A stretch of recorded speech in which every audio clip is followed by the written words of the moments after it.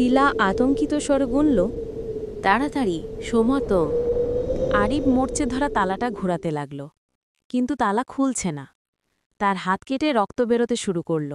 ঠিক তখন হঠাৎ বাংলার পূর্ব সীমান্তের জয়কুঠি গ্রামটি বহুদিন ধরে অদ্ভুত ঘটনার জন্য পরিচিত। গ্রামের মানুষজন সন্ধ্যার পর বাইরে বেরোতে ভয় পায়, কারণ গ্রামটির ধান ক্ষেতের মাঝখানে দাঁড়িয়ে আছে একটি পুরনো মরচে ধরা লণ্ঠন, যাকে সবাই বলে চাঁদের লণ্ঠন। কথিত আছে পূর্ণিমার রাতের লণ্ঠন থেকে আলো জ্বলে ওঠে, অথচ সেটা কেউ আরিব নামে এক কিশোর, বয়স 17, গ্রামে নতুন এসেছে। সে বুদ্ধিমান, শান্ত, কিন্তু রোমাঞ্চপ্রিয়।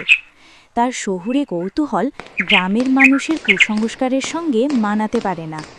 গ্রামের লোকেরা তাকে সতর্ক করলেও সে বিশ্বাস করে না এইসব ভূতের কাজ। একদিন পূর্ণিমার রাতে আকাশ এত পরিষ্কার ছিল যে চালের আলো চারিদিকে আলো।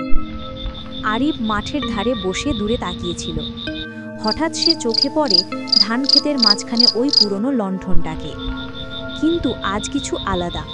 লণ্ঠনটি হালকা কমলা আলোতে জ্বলছে, কিন্তু আলোটা যেন শ্বাস নিচ্ছে, কখনো উজ্জ্বল, কখনো নিভে আসছে। এই অস্বাভাবিকতা তাকে আরও টানল। সে হাঁটতে শুরু করল লণ্ঠনের দিকে। লণ্ঠনের কাছে গিয়ে সে হাত বাড়ালো, কিন্তু ঠিক তখনই বাতাস কেঁপে উঠে চারপাশ অন্ধকার হয়ে গেল। লণ্ঠনের আলো আরও উজ্জ্বল হয়ে ওঠে, আর আলো থেকে বেরিয়ে এলো এক ছায়া, একজন মেয়ের ছায়া। দীর্ঘ চুল, লম্বা শাড়ি, কিন্তু মুখটা অস্পষ্ট। আরিব পিছিয়ে গেল, কিছু দূরে জিজ্ঞাসা করল, কে তুমি? ছায়া নরম কণ্ঠ বলল, আমাকে এই লণ্ঠনে বেঁধে রেখেছে। তুমি কি আমার কণ্ঠ শুনতে পাচ্ছ? আরিব কাঁপা গলায় বলিও, হ্যাঁ, কিন্তু তুমিতে আমি তোমার সাহায্য করতে পারি।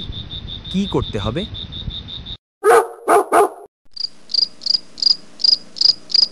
লণ্ঠনের নিচে একটি পুরনো তালা আছে, সেটা খুললেই আমি মুক্তি পাব। কিন্তু সাবধানে, তারা জানে কেউ যদি এটি খোলার চেষ্টা করে তারা সেটা টের পায়।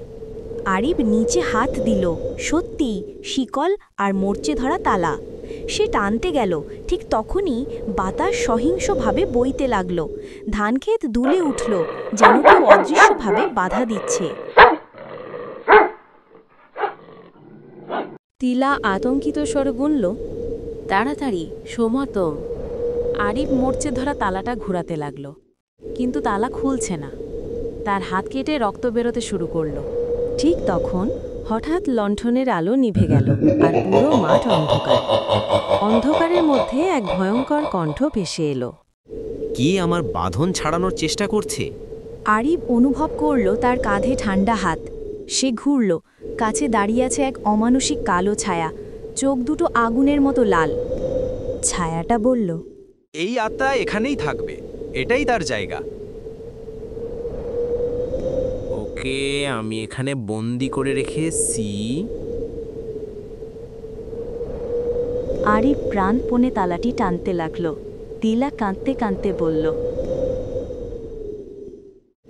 আরিব আরেকটু, আমার মা এখনও অপেক্ষা করেন যে আমি ফিরব। এই কথা শুনতেই আরিবের মধ্যে এক অদ্ভুত শক্তি জেগে উঠল।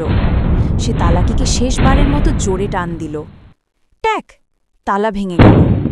লণ্ঠন অগ্নিশিখার মতো জ্বলে উঠল, আর তিলার ছায়া জ্বলন্ত সাদা আলোতে পরিণত হল। কালো ছায়াটি চিৎকার করে উঠে পিছিয়ে গেল। তিলা ধীরে ধীরে আকাশের দিকে উঠতে লাগল। তার মুখ এখন স্পষ্ট, শান্ত, হাসি মাখা। পরদিন সকালেই গ্রামের মানুষ দৌড়ে এসে দেখে পুরনো লণ্ঠনটি ভেঙে নষ্ট হয়ে গেছে। আরিব সব ঘটনা জানালে তার কথা মতো জমি সংক্রান্ত সেই পুরনো সত্যিটিও বেরিয়ে আসে। গ্রামের লোকেরা এতদিন ধরে ভুল মানুষদের ভয় পেয়েছিল। আর ধান ক্ষেতের পথ ধরে হাঁটতে হাঁটতে আরিব মনে মনে বলল, কখনো কখনো ভূতরাই মানুষের চেয়ে বেশি সত্য বলে।